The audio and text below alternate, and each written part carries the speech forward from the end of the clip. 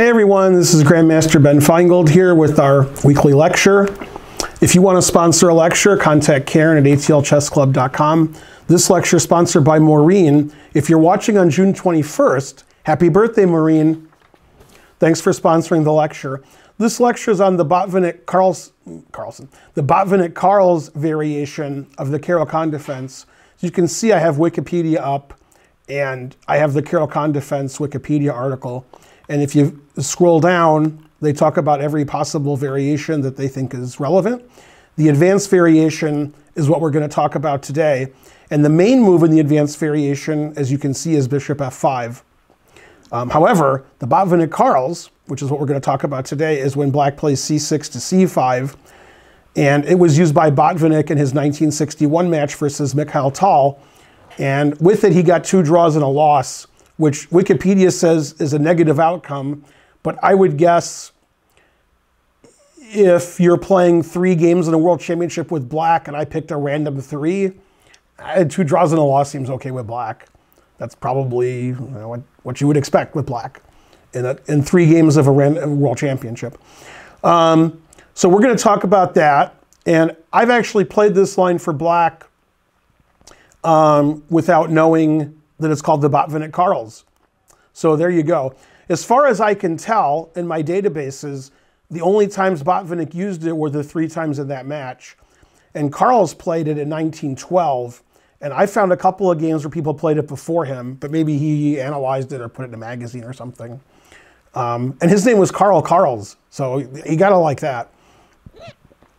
Anyway, so there's the Wikipedia article where you can look and see what's going on.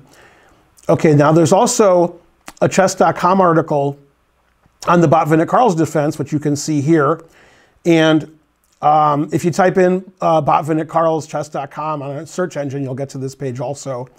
And this tells you how many games are in this variation on chess.com, 4,258.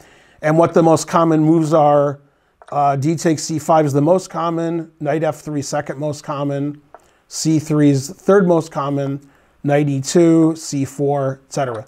Now what's funny about that is I played the Botvinnik-Carls with black in a blitz game just for fun. It wasn't in a tournament, against Nigel Short in St. Louis. I'm sure he doesn't remember playing the game. And he played the move c3, which is the 3rd most common move. And I forgot the result of that game. But if I had won or drawn, I would have remembered the result. Okay, so you can find information on the Botvinnik-Carls on the internets, like I did. And now let's go to like some actual chess. This is the game. Mikhail Tal is white against Botvinnik. And it's the Botvinnik-Carls in the Karel, and this is Botvinnik playing it. I mean, that's the best you can do. Okay, so the Karel is e4, c6, d4, d5.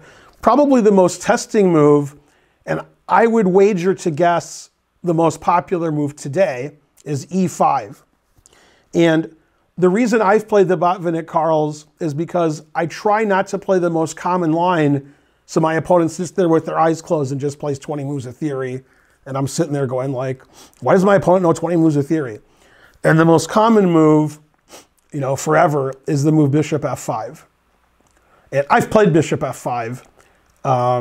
Nothing wrong with it. It maybe even be the best move.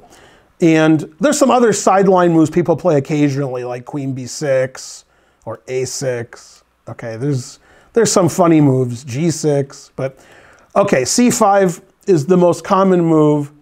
That's not the main line with bishop f5.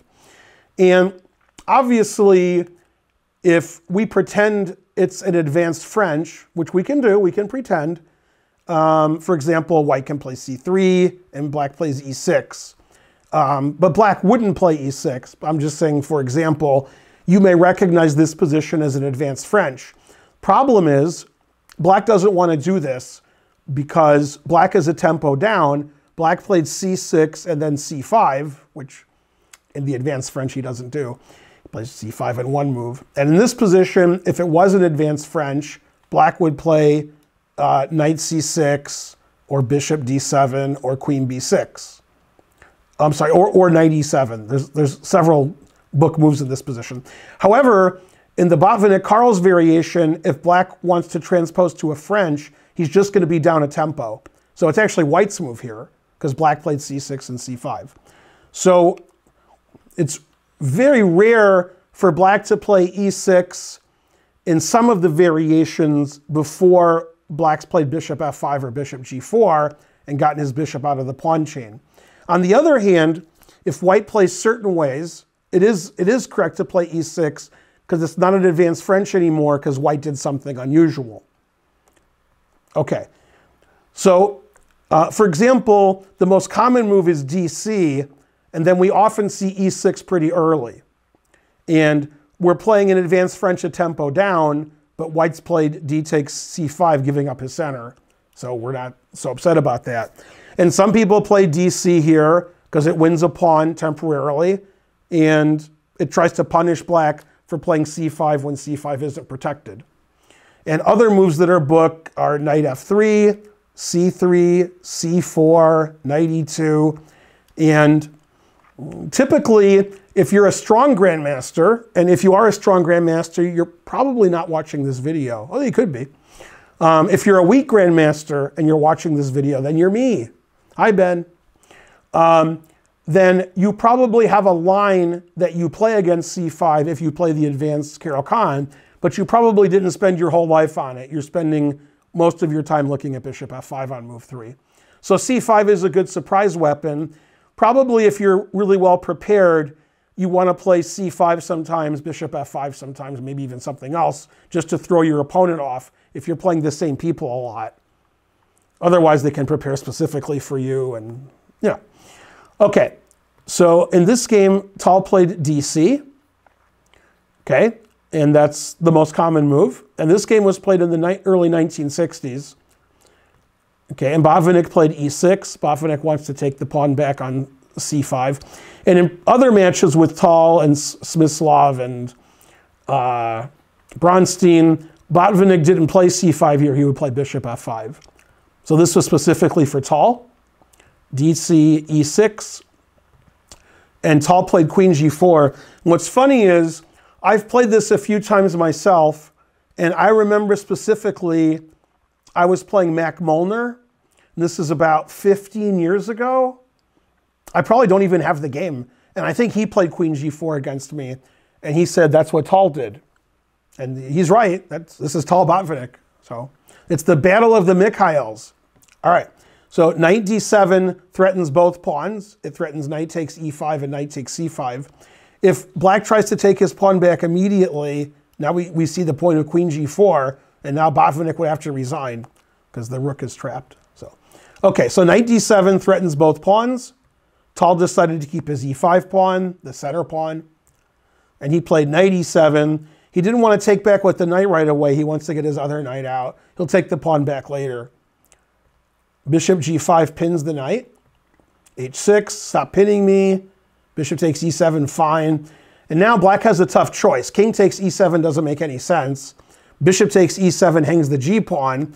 And you don't really want to play queen takes e7. You want your queen to go to a5 or c7 and put pressure on c5 and e5, and then let your bishop get out. But okay, you got to do what you got to do. You got to play queen takes. The other moves are silly. Knight c3, white is still up a pawn. Queen takes c5. Botvinnik gets his pawn back. And long castle. This is probably the most aggressive way for white to play. Every move white was threatening or pinning or attacking or developing and playing super sharp. And black, unfortunately, had to move his queen twice to play queen takes c5.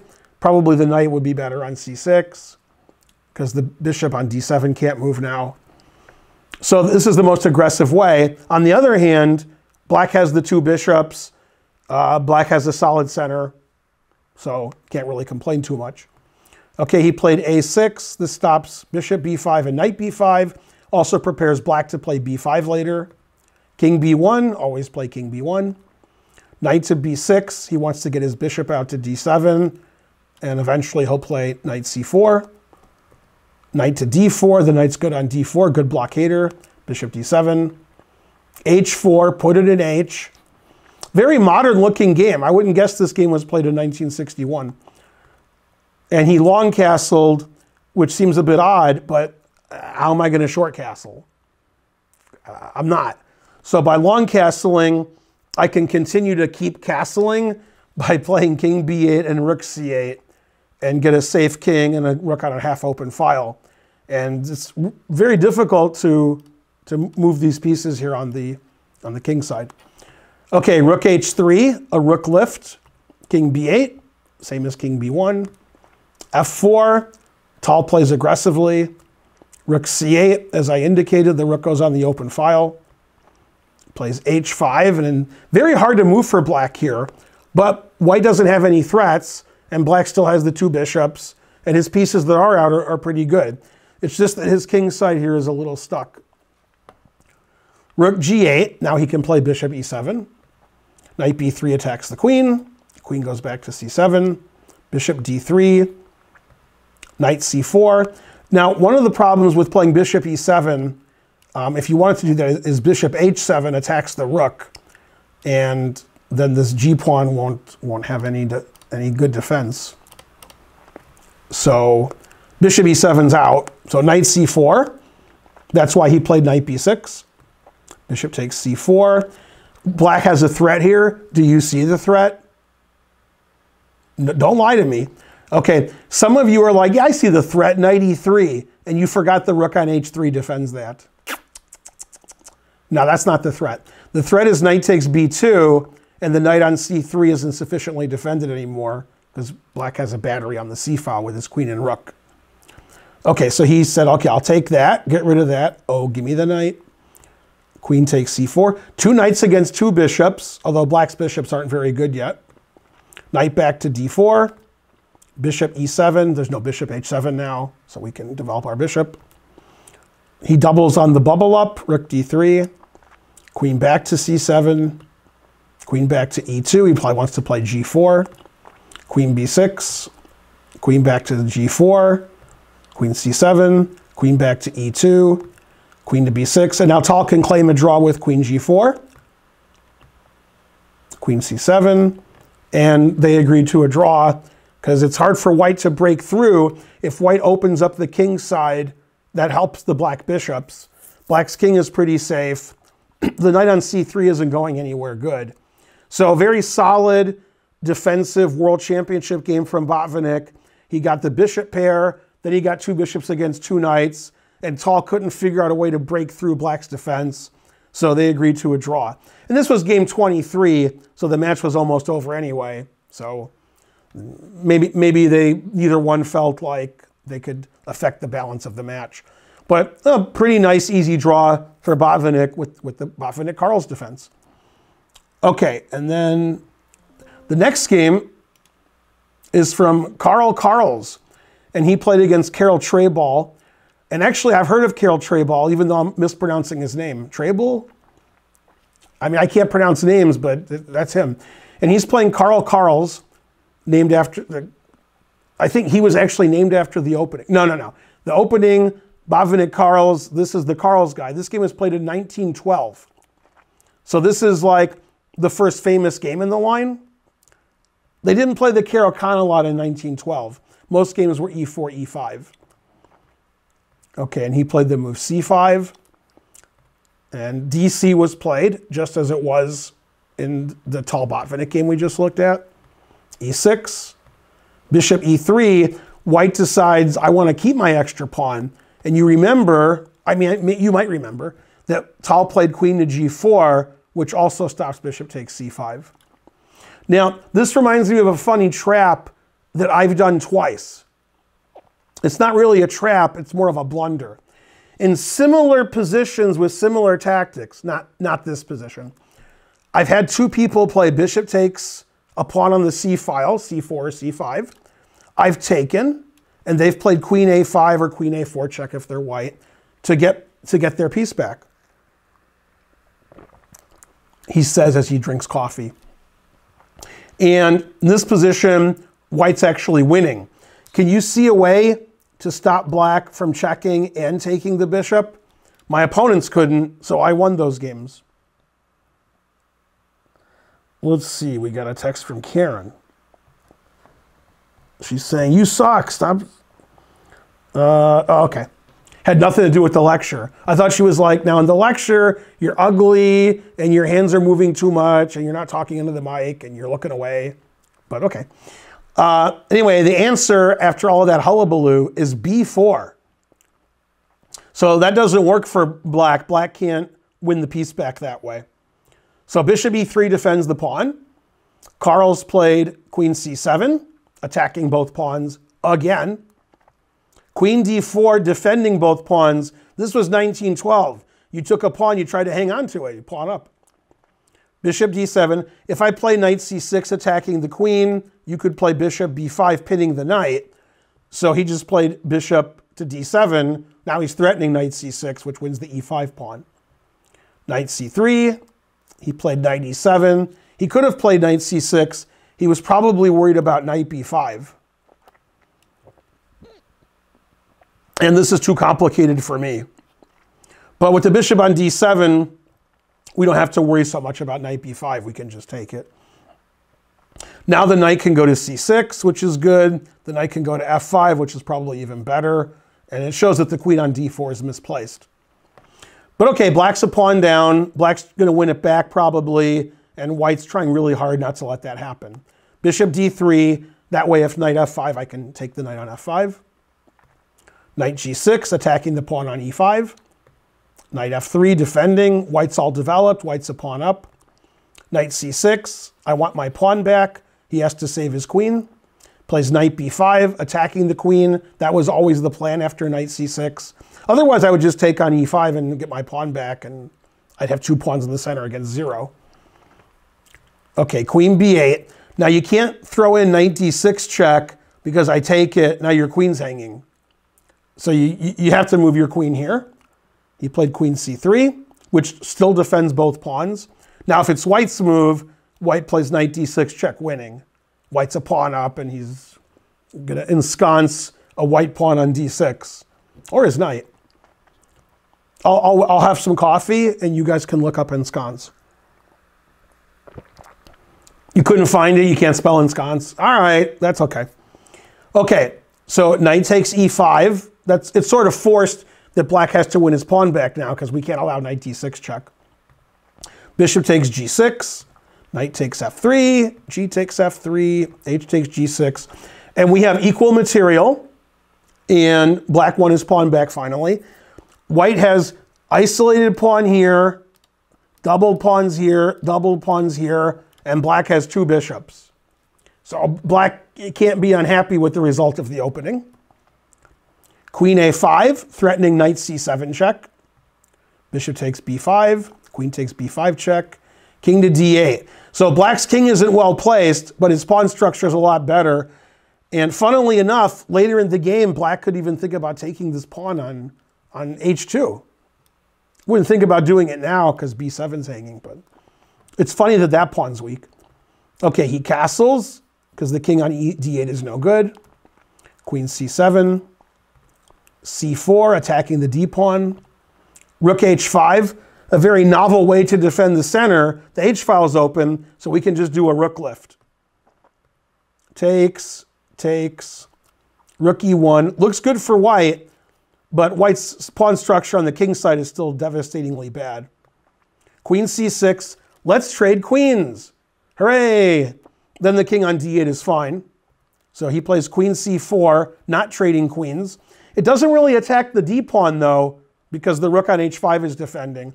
We can't take, even if I try to take, I can't, because of the nasty pin here on the king. Bishop E7. Now, if I was black, I'd be running my king over here and saying, haha, your kingside pawn structure is terrible. I'm not sure if I would say that, but I would be thinking it. B4, king E8. Now we're threatening pawn takes queen. Queen C3, king F8. Hey, the guy plays like I do. Go Karels. Bishop D4 threatening G7. Bishop F6. Now black has a nice safe G7 square for his king, and white's king side is still ruined. Rook D2, king G7. He plays F4, A5, attacking on the queen side. A3, Now black's rooks both have open files on the A file and the H file, and black's king is perfectly safe. White's pawns are all weak. Rook takes H2, now black is up a pawn. Some maneuvering, rook check, king to D2. It was funny, black's king was on D8, and now white's king is on D2. It makes you think. It makes me think, I'll have another sip of coffee.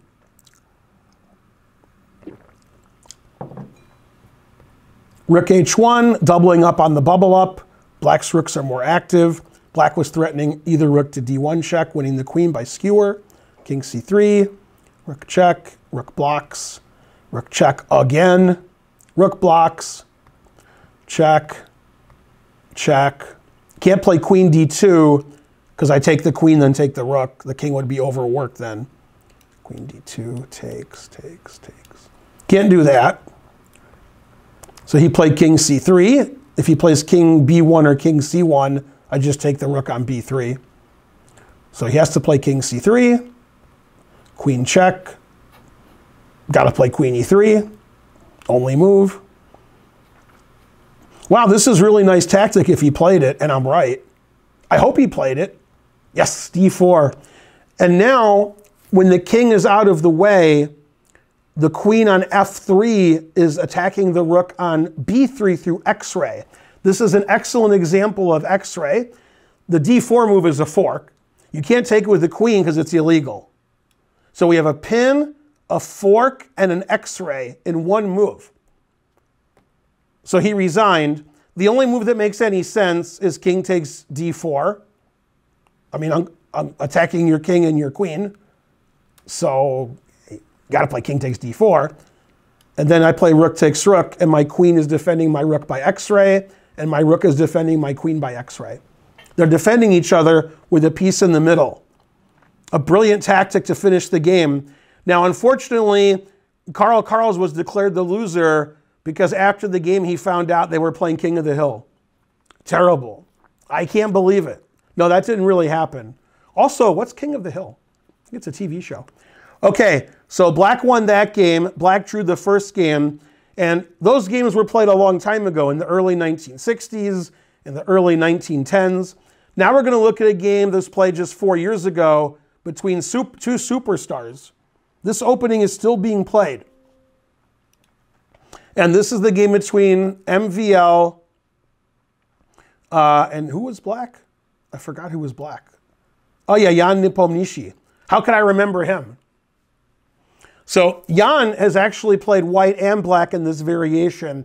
MVL doesn't typically play the Karel Khan, so he's probably not played this with black. He has played the Karel Khan, but not typically.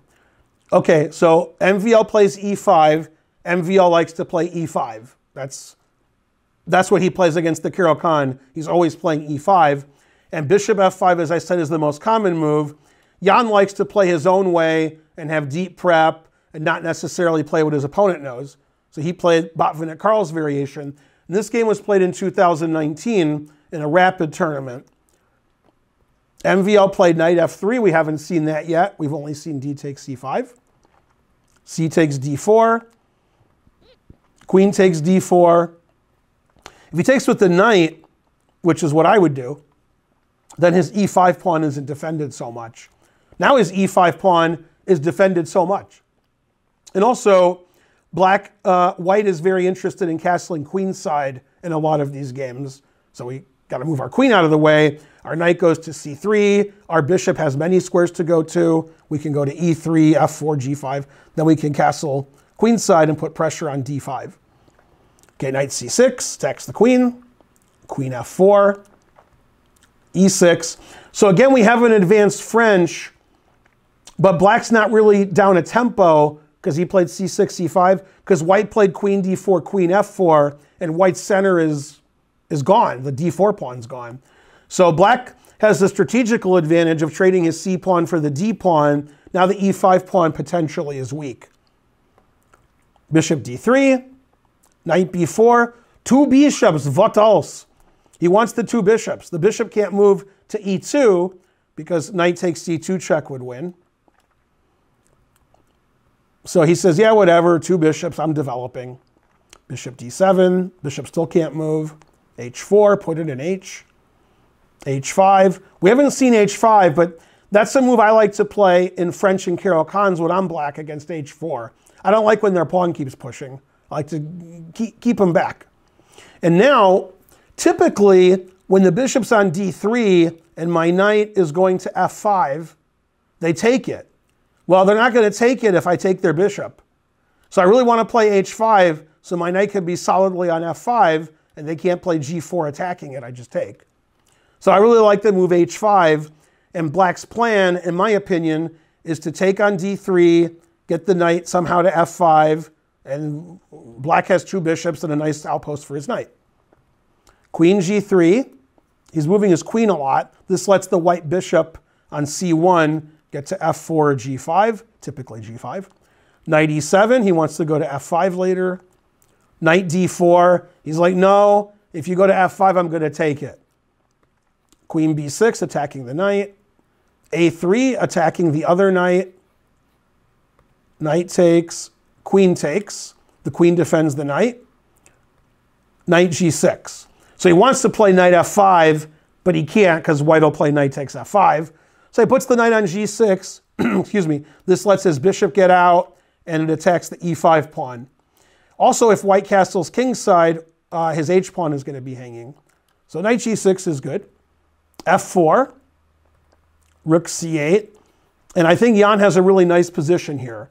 2 bishops. He's got the rook on the open file. He's got his pieces out. And white's made several queen moves. Queen d4, queen f4, queen g3, queen d3. And it's like he played 1 queen move, queen d1 to d3. But he got 4 moves to get there. Knight ce2, bolstering his center on d4. Bishop c5. b3. Queen a6. He's like, let's trade queens. And MVL's like, sure, your pawn structure is messed up. But usually these endgames are good for black, because black's king sometimes has trouble finding a safe home, as we saw in the other 2 games. But now it's an endgame, so we don't really care. We literally don't, I don't care. I literally don't care. If the king stays in the center, that's fine. Bishop d2, bishop b5, trying to fix his pawn structure and get rid of the defense of the d4 knight. And that's what happened. Now black's pawn structure is fine. Black's given the 2 bishops back. But now I have this idea to play knight f5 again. Also, your rook is stuck to your h4 pawn for the time being. b4, bishop b6. And you can see I have a dark squared bishop, and most of my pawns are on white squares, which is good. My bishop's active. Your bishop is behind all of your pawns. Most of white's pawns are on dark squares. So black has the better bishop, and if black plays knight f5, he'll have the much better knight. And he has the better pawn structure because I have this half-open C file. Your half-open D file, I don't care about that. My pawn on D5 is solid. Okay, we have to stop rook C2. He played A4, not stopping rook C2. That's not what I would play if I was white. Takes. Now he played king D1, defending C2. Rook C4, rook A4. And he castles. He wants to get his other rook to the C file. Also, one of the problems with playing king d7 or king e7, which is probably what I would have played, is at some point white can sacrifice the exchange if he gets his other rook to the a file, and the black king's going to be exposed on the second rank here. So this makes the king safe, and if my knight goes to e7 and f5, my king can walk up this way in the endgame. King h7, g6, f5, g4. So the endgame's looking really good for black. Rook a2, defending the c pawn for later, which is now. He doubles rooks on the c file. g3, solidifying the king side, defending h4 and f4. Knight e7, the knight can go to f5 or c6. And this is just a great endgame for black. This is the dream position when you play a French or a Karel Khan, is to get this pawn structure and your white square bishop is gone. If black had a white squared bishop, it'd be behind all of his pawns, but he traded off his bishop. So now his rooks are good, his knight's going to be good, his bishop is good, his rooks are good. King is safe and can walk up this way in an endgame. So very poor position for white. White's defending b4 and c2, doesn't really have an active plan. rook f1, king h7, rook f3, he's trying to activate his rook, king g6, plays f5 check, a very tactical move. Maybe Jan missed this move, or maybe he saw it and thought it didn't matter. And the idea is, if I take with the knight, which he did, that makes the most sense, knight f4 check, and I want to take on either h5 or d5, depending on where the black king goes. King has to go to h7. If we go to h6, we're lined up with this bishop. So now knight here check is good, knight here check is good. Knight e6 check should just win. So king h7, knight takes h5. Now I could play knight takes d5, and he rejected that.